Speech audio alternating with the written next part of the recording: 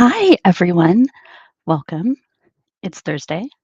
We're live, and it is time for Happy Desk Lunch, the anti corporate quarterly business review edition.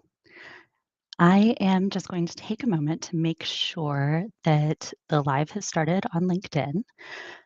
If you're here with me, you can go ahead and drop a comment in the chat. I believe I'll be able. To see it.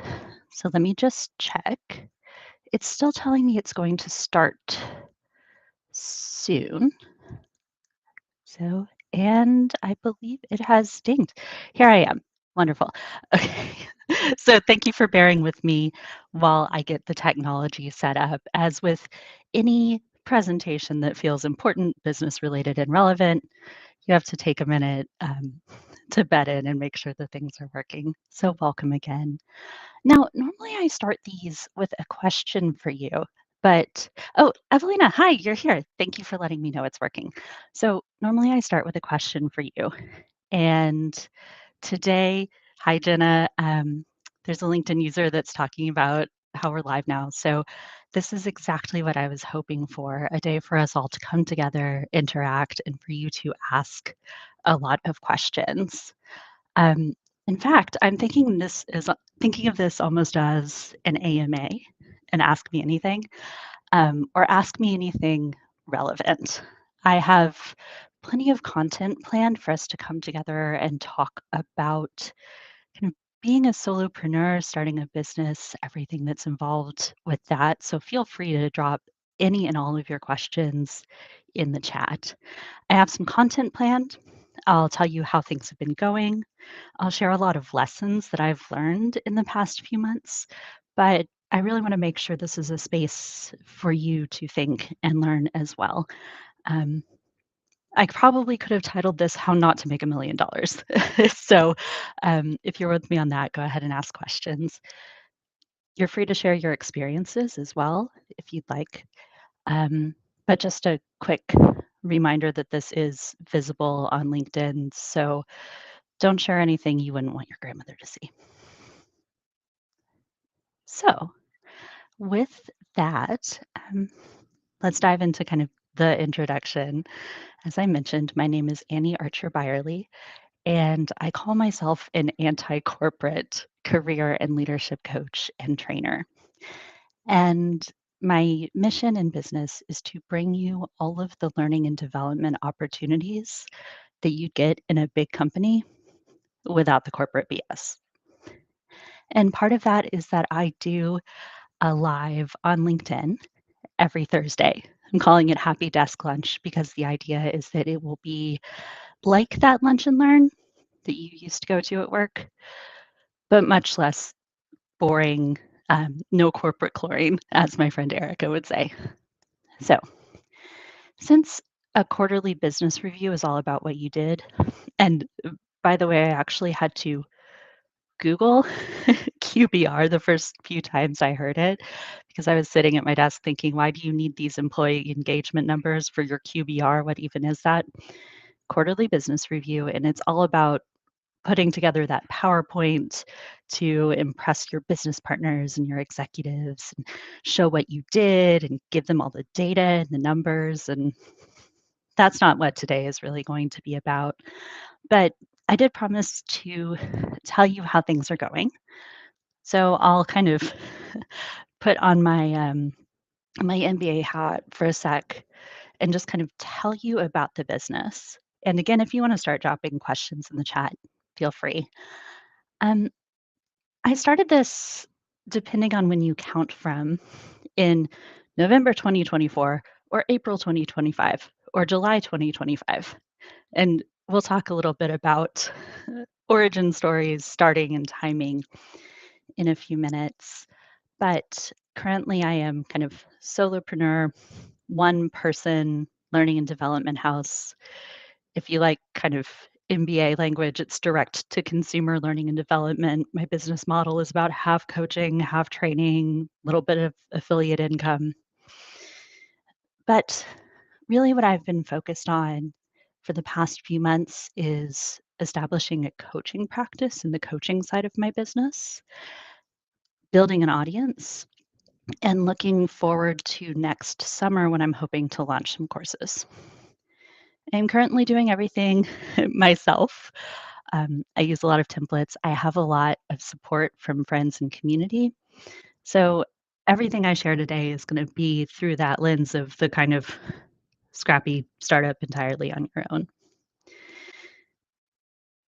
We're going to get the traditional bragging part over really quickly. I feel like I have to talk about it and kind of nod to it. So, things I've done in the past few months, I've started sending a regular ish midweek newsletter to all 7 people on my email list. I've designed an anti corporate onboarding experience for all of my new email list subscribers, which I personally think is pretty cool. I created a guide to 6 ways to stay resilient at work, which one person downloaded and gave me great feedback on. I've got regular weekly chats with my new business best friends at work, which is really important. I found myself an angel investor who happens to be my dad. Um, I took advantage of some really great peer coaching, mentoring, and professional development opportunities. Shout out to a couple of you who are on the call.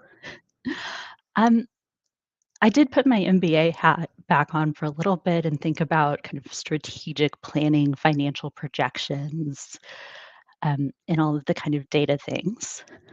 I started doing these weekly lives. I've got a few regular coaching clients. I came up with a signature coaching program and this great plan for launching it and fell flat. So, I could talk about all of these sort of capital A accomplishments, but that's kind of boring. Where this really started was with a conversation with my friend Anu, and we were talking about how we don't always share the things that we're learning as we go and the realities of running a small business and being a solopreneur. So, again, what I really wanted to do today was kind of teach you all how not to make $1 million, right? And give you the space to ask questions. And so I will present kind of a few lessons that I've learned.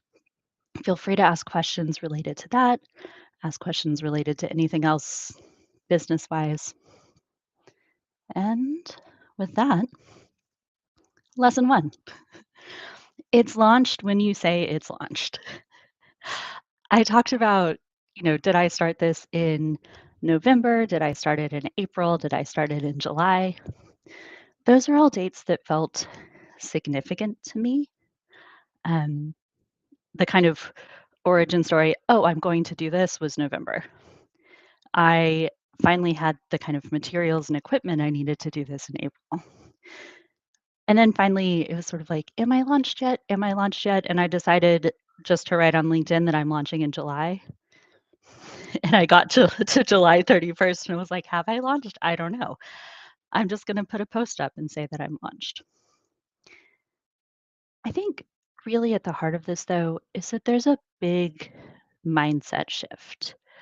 Um, I knew for a long time that I wanted to have my own business, to start something new, but it took me being laid off to really be able to do it and kind of have that kick in the arse, as one might say, to get it started. And moving from corporate into this type of work, especially very quickly, required a big mindset shift for me. I don't think I was comfortable talking about being a solopreneur and being in business until probably August. And I'd been sort of working on it and working towards it since November. Um, so it's like once you have that mindset shift, there is no fairy that comes down and tells you you're ready. There is no permission to do this. There is no sort of magical moment when the universe lights up. There's no, you know, opening day like you would have at a store. You are the boss. It is ready when you say it's ready. You're allowed to do things like call yourself anti corporate if it resonates with you and your audience. You're allowed to not send your weekly ish newsletter because you're tired and that's what it makes That's what makes it weekly-ish. So lesson 1 for me, it's launched when you say it's launched. It takes a big mindset shift, and for me, it was really about learning to kind of own things and learning that I could be in charge. Oh my gosh, Casey, you're here. Um, Casey is somebody I trained with when I did my coach training initially. Um, so we'll get into support a bit later, but just it's always delightful when people show up and support you. And that's actually the final lesson that we'll have. Lesson number 2, you cannot run a business from your phone or from your 10-year-old computer that crashes when you try to load a web page. Part of why I've got different origin dates, November when I decided to do this, April when it finally really started working, was because I spent the time between November and April staring at this beautiful website I was trying to create, watching Chrome crash and being able to handle it. I rewrote my LinkedIn bio at midnight from my couch on the LinkedIn app on my phone one Saturday. So that's part scrappy intuitive working, but that's also partly just it takes a mindset shift to invest in building a business. We'll talk about that in a minute. But one of the things that's significant is having the things, materials, equipment, technology that you need in order to be able to run something and start something. It's really key and really important. So that's kind of the fun side of that story, right? One of the things that I really wanted to get into today, that's a thing we don't talk about much, is the cost of this. And I call it get control of cash. And that comes from a capstone course we had at business school where scenario based training, you get put into a group, you quote unquote take over a business and run it for the first 100 days. And one of the first lessons you learn that everybody fails is that you needed to get access to the bank account so you could run the business you just bought. So I'll never forget the professor standing in front of the room telling us this whole group of 100 MBA students who somehow had not realized this basic thing, jaws on the floor. And Doug, our professor, made us repeat 3 times, get control of cash. Now, I did not buy a business and take it over, but one of the things that I have found since November is that there are a lot of small costs that add up. And this is something that we don't acknowledge or don't necessarily share with each other. So, this is something I wanted to go through in a bit of detail today, um, and just kind of be really transparent about it. So, I have a lot of small subscription web based things that I think technically would be called a tech stack. Um, Somebody who knows more about that term can correct me in the chat, but here's what I've got that I kind of have as my minimum to run things. I have a program called Paperbell, which is kind of an all in one coaching practice management. And I pay $60 a month for that. I've got Canva for doing graphics, that's 15 ish. I have Flowdesk for sending emails, that's 40. My website runs on Showit, and that's 30. Zoom is like 15, so I can have a coaching call without getting kicked out by the free version at 40 minutes. I have a PO box at my local post office. Um, so I can have an address that is not my personal address when I'm sending people things, and that's about 20 bucks a month. I use Riverside for video content. So anytime I make a video, that's how I record it, edit it. That's about $30 a month.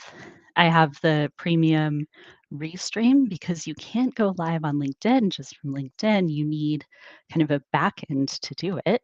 So that's about 20. I use Hey for my email instead of Gmail, so that's about 10 bucks a month. So in total, it's kind of $250 a month that I'm spending on technology in the back end. There's, cost of professional organizations and training, the ACT Alumni Association, Reciprocoach, ICF, that adds up. There are things that I want to add at some point, like Interact for quizzes or Kajabi for classes. That adds up too. So when I think about all of this, there are things that help me run my day to day. They feel important for me to have.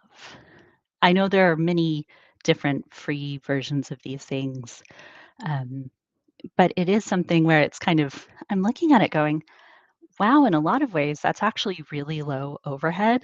Like, in theory, it's covered by a couple of full priced coaching sessions. But when you're starting out, it feels like a lot. And yeah, compared to starting a shop or a restaurant or something, it's really low. But it's kind of, I think, in the online business world, a lot of these costs feel kind of hidden to us or things that we just don't necessarily realize when we get started.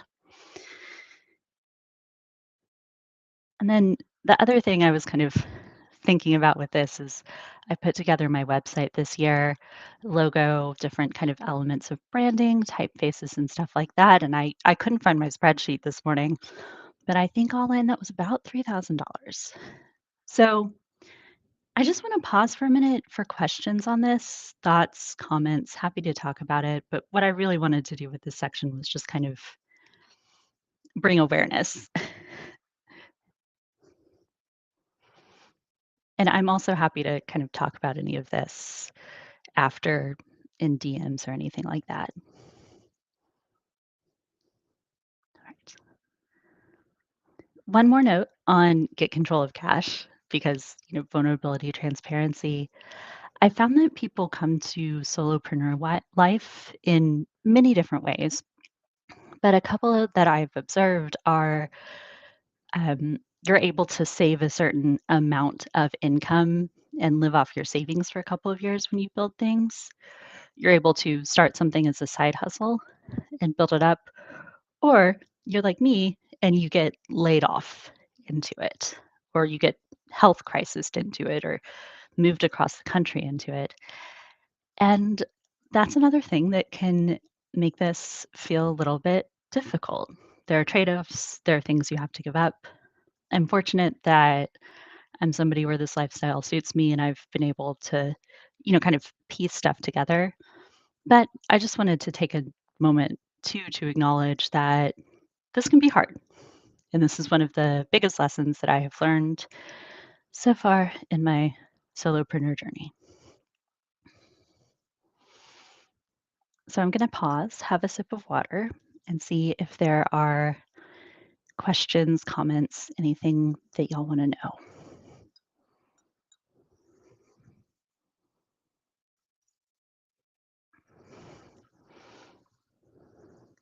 Oh, question for later. Would you do anything differently if you were starting out now? Um, yeah, let's hold that for a few minutes. We'll come back to that. And I think, okay, perfect. So I can't actually see who asked that question, but we will come back to it at the end, I promise. Thank you for that. Okay, next lesson. Um, there's an American movie, Field of Dreams. It's known for this big quote, if you build it, they will come. Meaning if you build a baseball stadium, all of these legends will come and play in it. Um, if you build it, they won't come. They have to know about it. And if you build it and you shout about it, they still might not come. And I think actually, Evelina, this kind of ties into your question that you just asked in the chat, some of your inner critic's thoughts and how do you deal with them. Um, I think a lot of it actually it kind of comes down to this. So I don't necessarily have the you're not right for this. This isn't like a good thing for you to be doing just because I've known that I want to be on this path for a long time. For me, it's a lot of uncertainty. So just backing up for a sec, for anybody who's not familiar with the term inner critic, which we use a lot in coaching, it's kind of that negative voice in your head that's telling you mean things, like you can't do this, you're not capable, all of those things. I think for my inner critic, I'm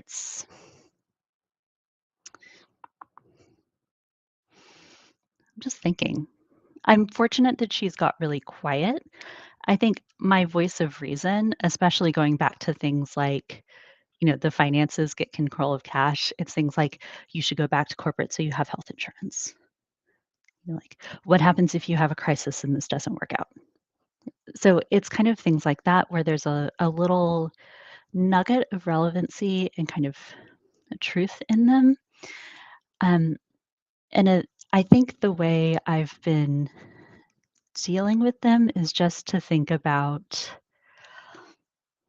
it's to tap into support, which I'll also talk about in a few minutes. It's things like a lot of the people here today are people who I've um, been kind of building my solopreneur kind of support network with. And so anytime I have kind of actually I nearly quit LinkedIn last week and one of my friends kind of talked me down from that, and my inner critic was thinking, you have no ROI. You're never going to build an audience, stuff like that. And it's like I need some external validation to deal with this. So, Evelina, I hope that answers your question. Thank you for asking it. And I see, Misha, you've got a couple of questions in the chat. I will pause for a minute and say, I kind of scheduled this for half an hour. I am happy to go over. But if you do need to drop at some point, um, feel free to do so. You can catch the rest of it um, recorded. You can always DM me if you have questions and things.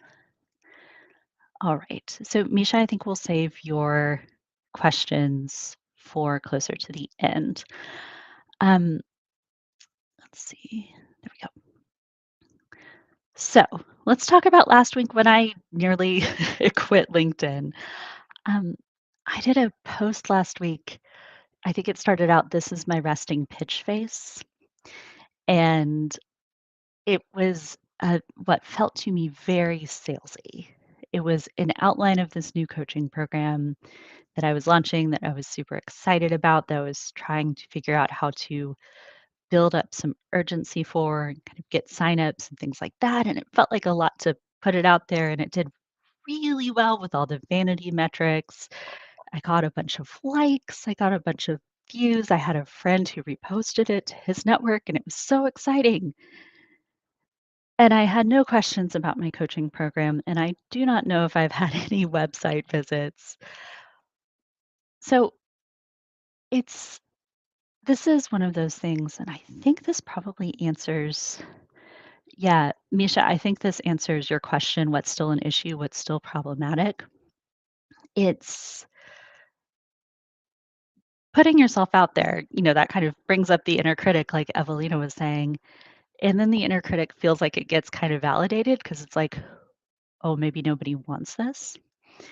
Um, so it's kind of balancing those things. It's, I put out a post, I'm comfortable making content, I'm comfortable sharing things, but is this giving me the return that I need it to? Am I seeing the more business results that I want to be seeing? I still don't know. So that's kind of those are my thoughts about LinkedIn yet. Is it working? I don't know. And I do want to pause here for a minute as well. This is the one place I'd planned to talk about LinkedIn. So if anybody's got questions related to LinkedIn, content creation, anything like that, happy to take them now or to wait till the end.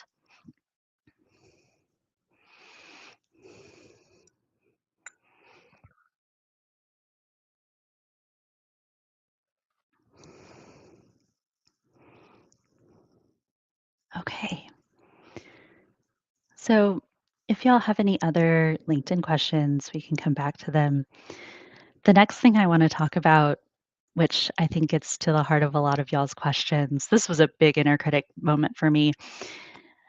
Nobody wants to be resilient anymore.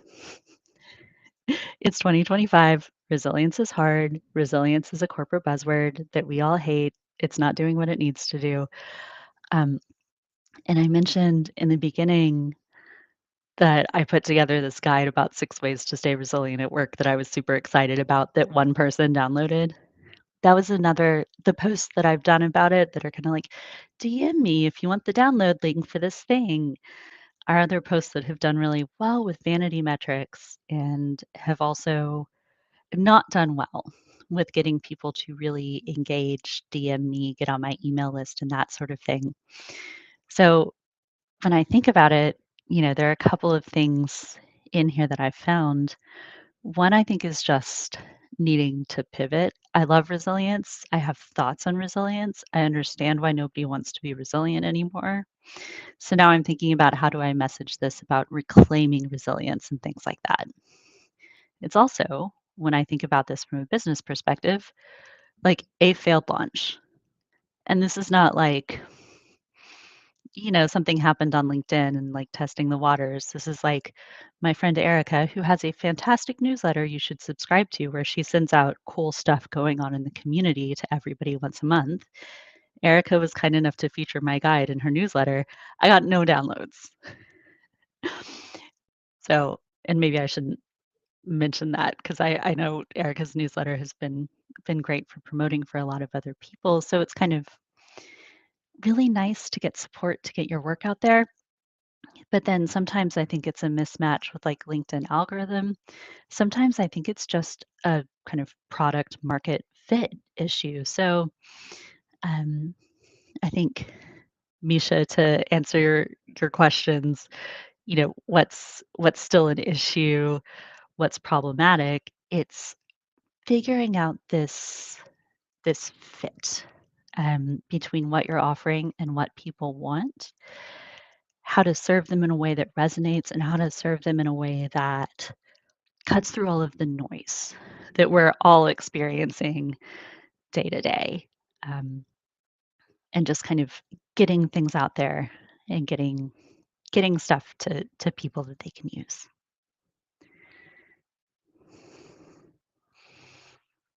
All right, a couple more points. And this is also covers Misha's points. Still an issue, still problematic. There is not enough data. There is not enough feedback. Um, this is the thing that I think has been most difficult in my switch from corporate to solopreneurship. I am used to having reams of data. I am used to member satisfaction surveys. I am used to employee engagement surveys. I am used to having feedback surveys after classes. And I don't other than like LinkedIn vanity metrics or being able to see open rates on emails and things like that. Like there's no there's no data. There's no way to go in and measure things. And so thinking about how do you change, how do you pivot? I'm sort of like, where are my numbers? Where's my spreadsheet? There's no spreadsheet.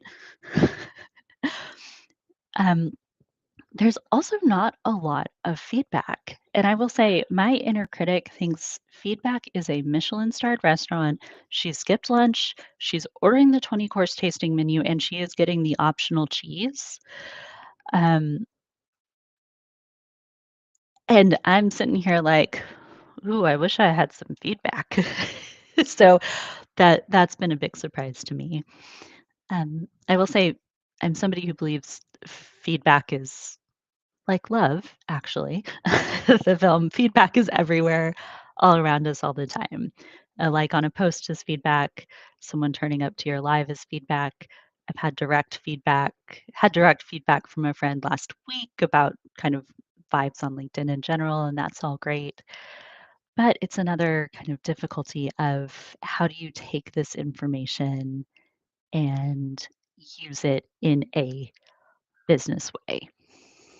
How are we translating kind of the support and the information that we're getting to something we can actually use? So, moving on to my last lesson now, I just want to pause for a second, say I'm mindful of the time, and I know this only shows as 30 minutes on the calendar. So, if anybody needs to drop and run to another meeting or something, um, please do so. Thank you for coming. And for everybody who can stay on, my last and maybe most important lesson that I have learned is about community. And so you need work friends. Work friends are important.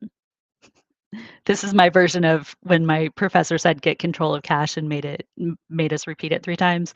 You need a best friend at work. And it's funny, I used to do employee engagement in corporate, and there was a question on the survey about, "Do you have a best friend at work?" And everybody hated that question, and the results were never very good, and it's like, "My best friend doesn't work here," et cetera, et cetera. Best friend at work is not about that. Best friend at work is about having somebody you trust, who you can talk to. It's about, for me in this context, having accountability partners who you meet with regularly, to kind of keep you going and building. It's people who will share advice and knowledge and experiences with you. The people who will tell you if something is a bad idea or tell you if it is a good idea.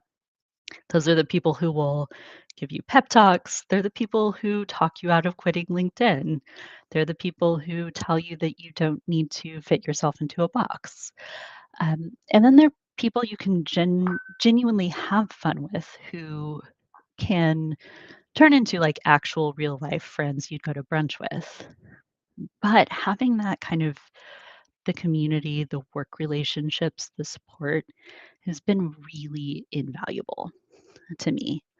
Um, Both in terms of, like, I am very extroverted, and being a very extroverted solopreneur can be kind of difficult because, like, "Where are the people? Where are the people?"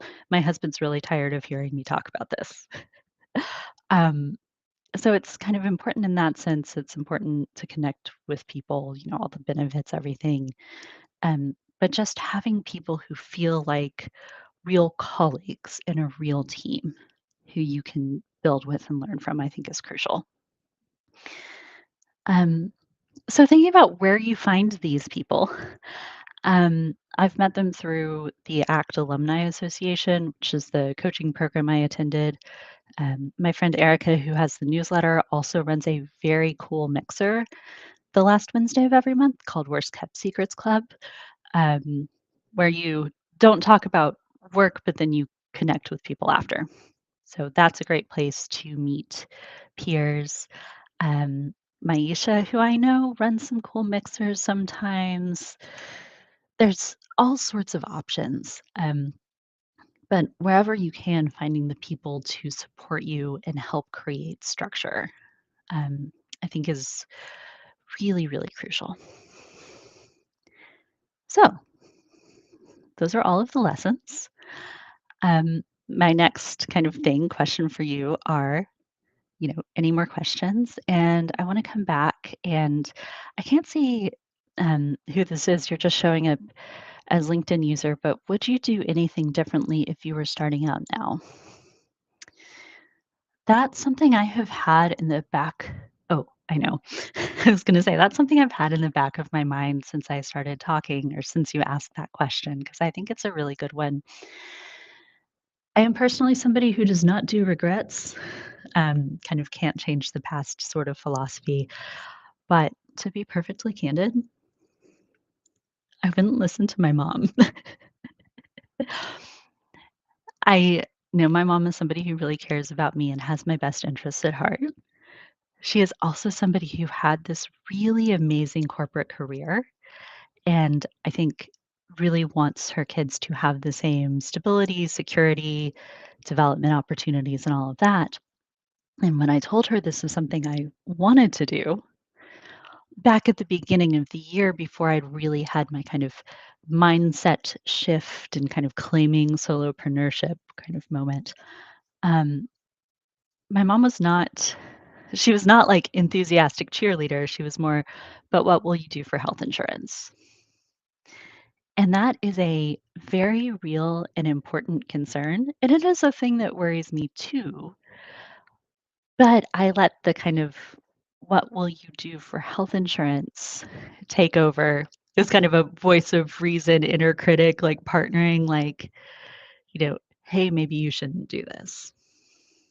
So, and it kind of derailed me for like a month. Um, so that is, I think, probably the most important thing I would do differently is just learn the difference between inner critic, voice of reason, and not let that derail me because I could be a month farther and everything now. Other thing I will say that I would do differently if I were starting out now, I would get a computer way earlier. Um, I think I spent months thinking about how I needed a computer, but just not being ready to make the investment. I went showrooming at Best Buy and the Apple Store like 4 times. Showrooming is the thing where you're gonna buy a thing online, but you go and see it in person first. I ended up putting the decision off so long that the new MacBooks came out and the price was less, so I guess it worked out in the end. Um, but I think it's really those 2 things. It's the listening to well-intentioned advice that actually derailed me for a bit and not letting myself invest in what I really needed to be able to do this that set me back time-wise. So, thank you for that question. What other questions do y'all have?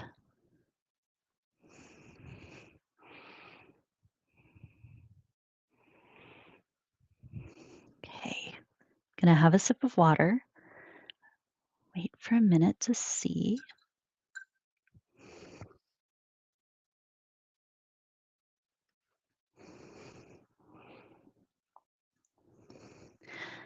All right. So I don't see any more questions popping up. Thank you to everybody for coming, for asking questions, for engaging. Um, so that is it for today. Thank you for staying on for a few extra minutes. I think in the future I may make these sessions 45 minutes instead of half an hour because as more people join and as more people join and as I get more enthusiastic about content, we're tending to run over. So let me know if you like a 30-minute or a 45-minute session. Um, I'm starting to think of this as a series that I'm calling Happy Desk Lunch, as I mentioned in the beginning. I do this every Thursday. So if you go to my website, you can either scan the QR code in the corner of the screen, or it's anniearcherbyerley.com/happy desk dessert with dashes. You will find kind of all of the things for afters, ways to get in touch with me, ways to download that resilience guide that it turns out nobody wants, and a few other things like that. So that's a great place to go to find out more information and keep the conversation going. Next week, we're talking about thriving at work, which, as somebody with a coaching program called 9 to 5, I think is a very, or 9 to Thrive, excuse me. I think thriving at work is a very important concept. I sat down and tried to define it and realized that I didn't quite know what it means, and it might be the next big corporate buzzword. Um, and so before we decide nobody wants to thrive anymore, we're going to unpack thriving at work together next week. And then I'll do a neurodiversity series. I think it'll be 3 parts because it's ADHD Awareness Month, and while people with ADHD, we'd like you to be aware of us all year, I think it's nice to kind of take a month out and really explore that in depth. So we'll talk about what neurodiversity is, what it's like to have ADHD at work, and then some neuro-inclusive management practices. So look out for, um, invites and links for all of that. If you would like me to let you know when those are scheduled and when I create the LinkedIn events, um, do send me a message and I'll make sure you get all the information for that. And if you have any more questions, comments, I will stick around for a few minutes and just watch the chat. Um, and if there's anything that you want to talk about or anything that I've mentioned that you don't want to put in the chat on LinkedIn, feel free to reach out to me and I'm happy to do that. And I see, Evelina, you vote for 45 minutes. So I appreciate that. Um, we'll probably start going 45 minutes because it's fun. All right. So I'm going to take another sip of water, wait for a few minutes for more questions.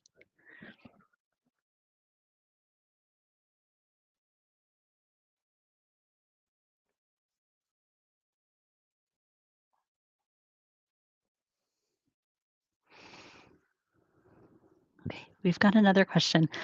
Oh, this is a really good one. Well, they're all really good, but I love this one. Based on your experience, how do you feel about the competition and growing number of coaching offers? Well, this is another this is another time when I'm like, where is my data? I want industry data and numbers to answer your questions. Um, I think coaching is a really interesting field and in a really interesting place at the moment because to me coaching sits kind of it's between therapy, which is, all about, it's kind of medicinal, it's healing, it is really important, and it's also kind of a medical thing. There's consulting, which is all about helping people with information and answering questions. And then coaching to me sits in the middle, where it's kind of like taking vitamins, not medicine. If feelings and things you need to process arrives during a session, we'll deal with that. So sometimes it can feel kind of therapy-ish, but it is very much not. Um, if you want sort of advice and things like that, I am not here to give you advice, but I will help you set goals and find resources to answer those questions.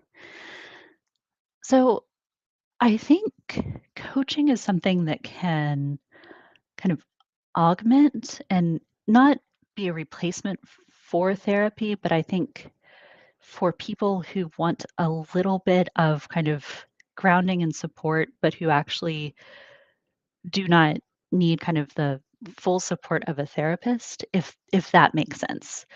Um, the sort of going to therapy because Lizzo says you should go to therapy, which Lizzo may be right about therapy, but also you maybe need to go to, or maybe coaching would be enough. I'm going to work on articulating that and make some content about it, I think. So, anyway, all of that, I feel like growing number of coaches, especially coaches who are like ICF trained and like know how to work with people and follow codes of ethics and that sort of thing, I think can be a really good thing. I think in terms of competition, it's it's hard out there, right? There are a lot of us working in solo practices. Coaching, I think to a big extent still has kind of a reputation as being that kind of scammy HBO documentary type situation. Um, so I think we're up against that too. And of course, in this economy, gestures broadly. I also my new favorite stat, so yay, actual data came from Gallup a while back, and it was I did a post about this too. I think it's 68% of people look outside their organizations for development opportunities. And, various reasons for that. But to me, I look at that and I think, "Oh, there's a market here for providing professional development," which to me includes coaching. Um, so for doing that outside of the context of working with or in large organizations, there are so many people in small organizations where the org isn't making these services available to them.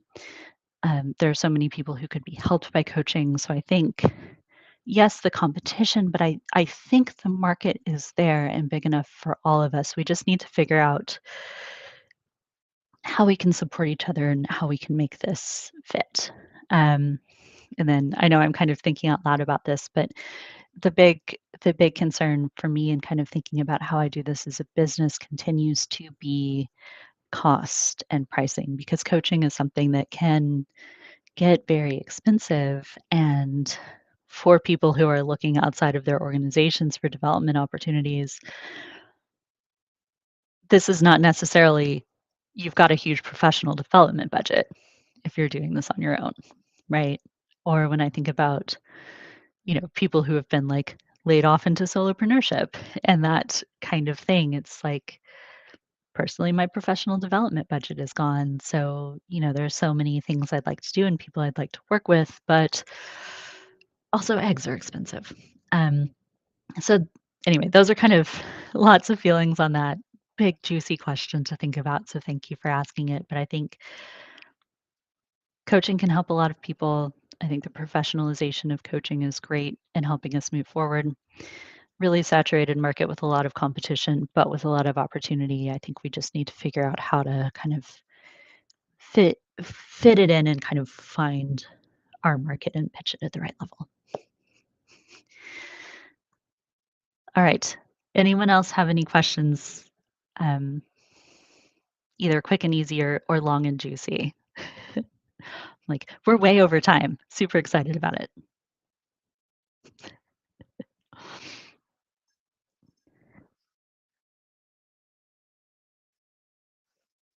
All right.